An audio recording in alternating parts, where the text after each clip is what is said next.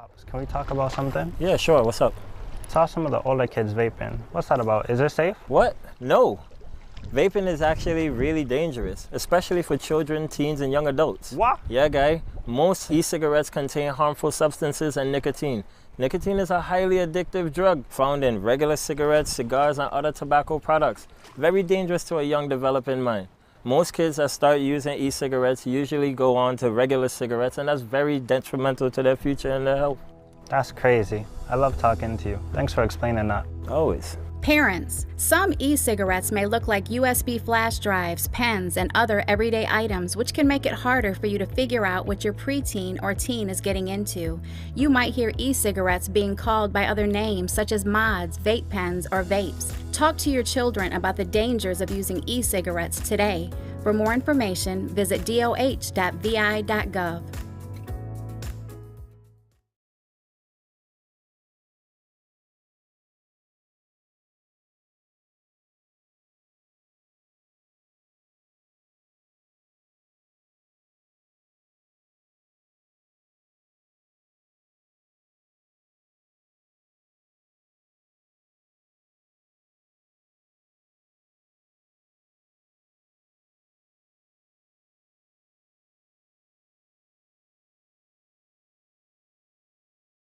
Good morning, Virgin Islanders at home and abroad, and our guests that happen to be watching.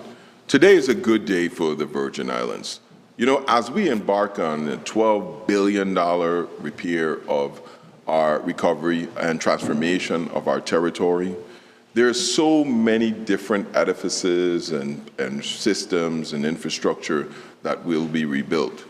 But we are in a rare time in the Virgin Islands when we also have the opportunity to rebuild a rich culture and history that is laid dormant for so many years because we just didn't have the funds.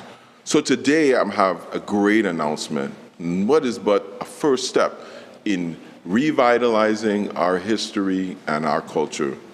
I'm joined today by Carlos Tessitore of the Virgin Islands Territorial Park System, Josette Walker, our Assistant Commissioner of Property and Procurement, Lisa Alejandro, who is the Acting Commissioner of Property and Procurement, Calvert White, who is the Commissioner of Parks and Recreation, to my right, to my left, Commissioner Basadi Bruce, also Chair of the Public Finance Authority Board, Director O'Neill, Jennifer O'Neill of the Office of Management and Budget. A rare treat, Ms. Dorothy Isaac, who serves with us on the Public Finance Authority Board, and of course, Mr. Nathan Simmons, who is a stranger to none, as the Director of Finance at the Public Finance Authority.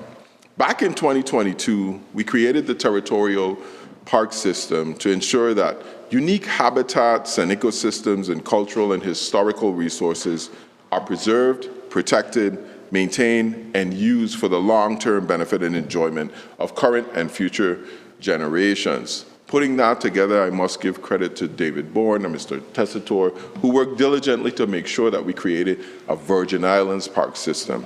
I want to pause right there because there's a national park system that belongs to the federal government, and then the Virgin Islands park system that belongs to the local government. It's not the same as parks and recreation.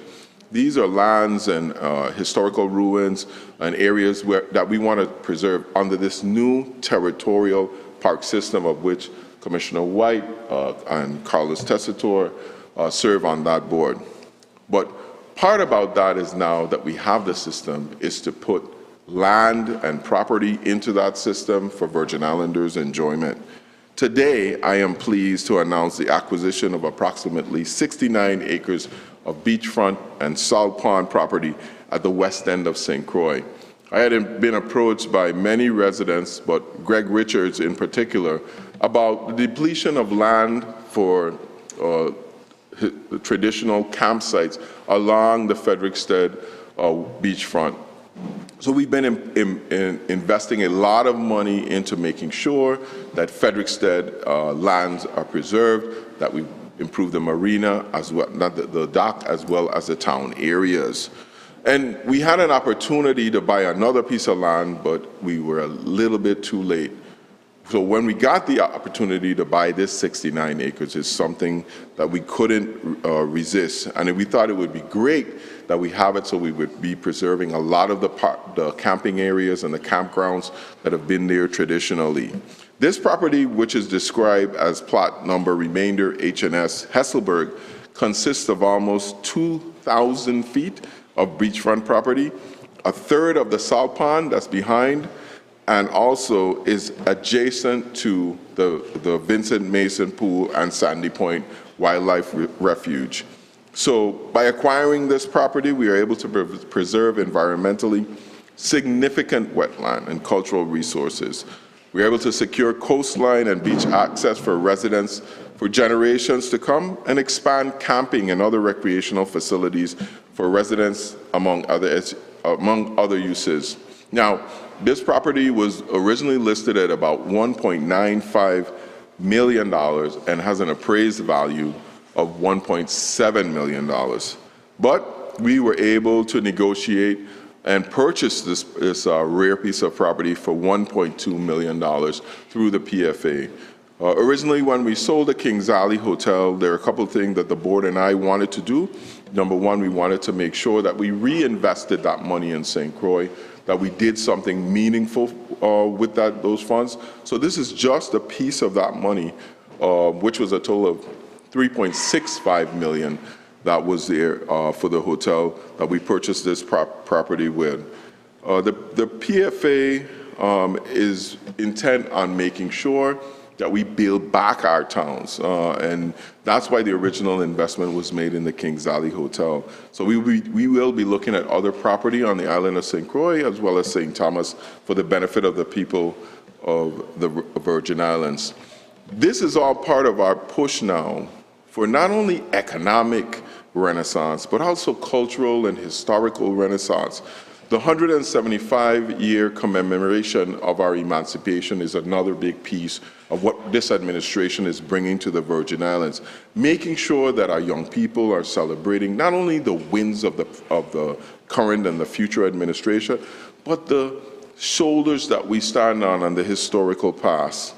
I think more importantly, the acquisition of this property is also part of our broader push to finally develop a comprehensive land and water use plan that will ultimately determine, based on the input of our people and our community, what land we want developed, what land we want preserved, and how that land should be developed.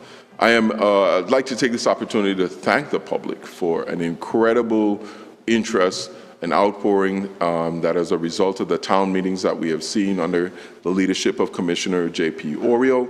I think that's a good thing for everyone in our community. It's my hope that in doing this, we can simplify the rezoning process and maybe move that back into under the auspices of DPNR instead of the lengthy process we now have with the legislature. At this time, I want to make sure that we have the deed here that transfers this property from the original owners into the government of the Virgin Islands trust in perpetuity.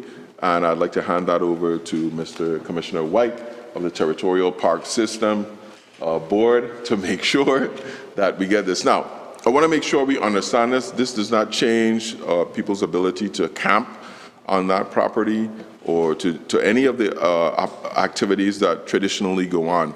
We do, however, want to be able to see a future where we start to label our parks, we start to give guides around them, hiking trails and the like, to make sure that people not only understand, appreciate our park system, but understand all the work that went into it, the Virgin Islanders that may have traversed there or lived there, and celebrate our rich and very phenomenal cultural heritage. So thank you for joining us today, and I would entertain any questions from the press if there are any.